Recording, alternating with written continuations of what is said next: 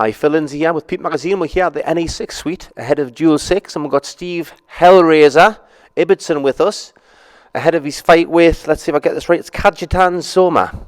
Yep. And what do you know about your opponent?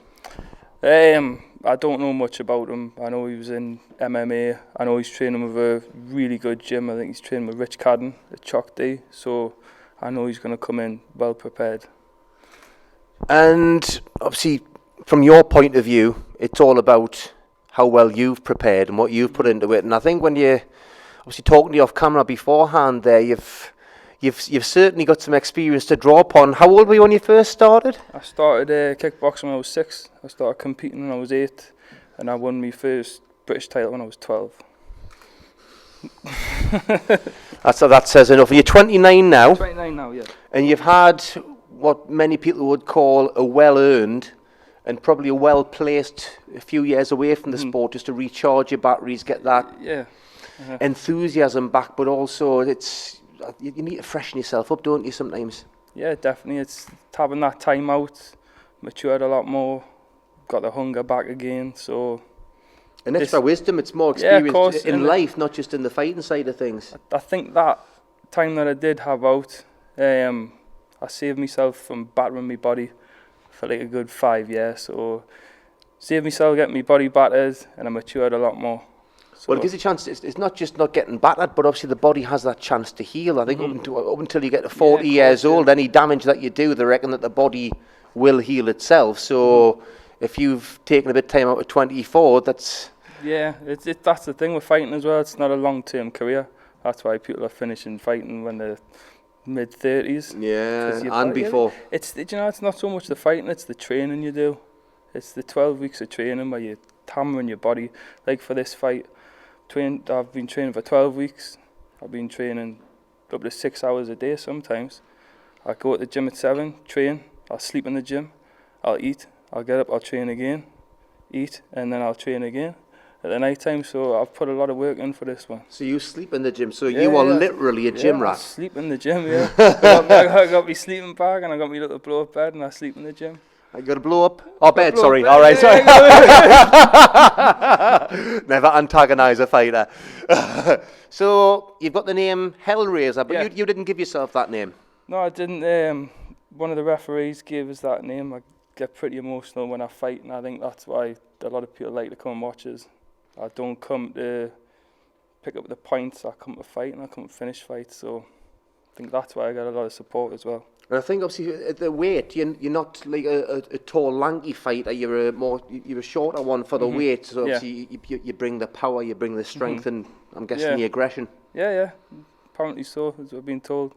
I suppose when you're so emotional in there, you probably just a lot of it just red mist coming on, I suppose, is it? Of course, I can't remember much of my fights. I think it's just when you've been trained for so long, it just takes over you when you're in there. It's your instinct, it's your natural instinct, and that's what my instinct is when I fight. But I think not just in fighting, in any discipline, to do something at the very, very best, it has to come automatic. Yeah, and you only get that by drilling it again and again and again. But hours and hours and hours of drilling the same thing over and over and over until you don't have to think about it. It's just a reaction. But how many times have you seen it where you've seen fighters who've done that, they've drilled it, and you've seen them in the fight experience, and you can see them thinking about it too much? Yeah, definitely. You'll probably appreciate that even more so. Yeah, I think you've got to have a lot of confidence in what you're doing. It's a lot of trial and error as well. But you don't really want to have the error side. And if you do, and when you do, make sure you learn from it. Yeah, so they say the fights are won in the gym. That's why you've got to get everything done in the gym, give it 100% there. And then I wouldn't say the fight's easy, but it just takes care of itself. To me, that's the fun part. That's the reward for me. I've done the hard bit now. This is the reward. Yeah, you've put the work in and made the sacrifices as well, and you can eat whatever the hell you want tomorrow night. Yeah, definitely. Definitely. So what's not in terms of the outcome of the fight, but what's your prediction of how the fight's going to go tomorrow? So in terms of the fans, what can they expect to see from your encounter tomorrow? What they always do, I bring violence every time I fight. Every time I fight, that's one thing you can guarantee. I'm not going to be a fathead and say this is going to happen, that's going to happen, but I'll guarantee you'll see violence. Champion. And after having a 5-year layoff, obviously you've fought for the highest of honours. in your previous chapter. What are your plans this time round? Now you've come back. Well, I fought in September. I fought I fought Athos there, and that went one round. Honestly, as far as I can go with it, I'll just keep fighting them wherever I get put. Well, I was talking to David Wheel off camera before, and he was saying the winner of your fight tomorrow night is penciled in to fight the winner of Alvaro and Tomo. Is that something you'd be interested in? Definitely, without a doubt. Yeah, definitely. So hopefully we'll see who wins off that one. And let's get your fight tomorrow night out of the way as well. Try not to overlook it, but I've been thinking about it a lot, and it's definitely something. From watching the pair of them, it's definitely a doable win, definitely. And that's no disrespect to any of them. They're both really good fighters. I want to fight the best, so I want to fight whoever wins out of that, who's the best man.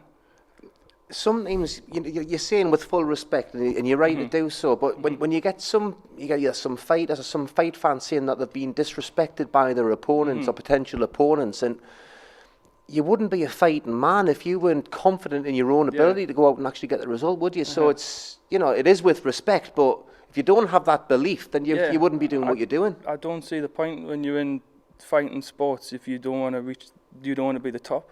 Who wants to be second best? If you're coming into doing fighting sports and you want to be here, you may as well give it up. What's the point? Exactly. So I'd prefer to fight the best and have win, lose, or draw than keep fighting down here, having crap fights and people saying he fights nobody. Exactly. I'd prefer to fight up here, have a really hard fight, a memorable fight that people remember, and I'm not bothered about the outcome. I'm not. I just want to have a good, memorable fight. Well, it's interesting boxing sort of metaphor with this. You've got the Manny Pacquiao and the Floyd Mayweather, where the fans were split on the boxing fans, and from an excitement point of view, Pacquiao brought the excitement. He lost the fight against Mayweather, but he would still be the majority of fans' favourite because he brought the more exciting style to his fights. Yeah. And that sounds like...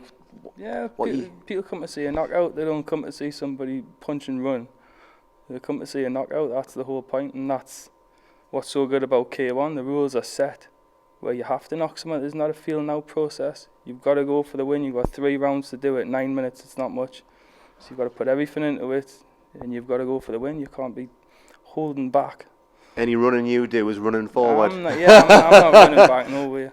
Champion. And any final messages for the fans or for any future opponents there? Especially for me fans, I appreciate everyone who comes. I had a big crowd last time. There's going to be even a bigger one, and it means a lot to us. It means the world to us that people spend the hard-earned money to come and watch me do something I love. So, respect. Well, there you go. Thank you very much. Have a good one tomorrow night, and I'll see you after the fight. Thank you very much, mate. Cheers. There we go. It was good, that.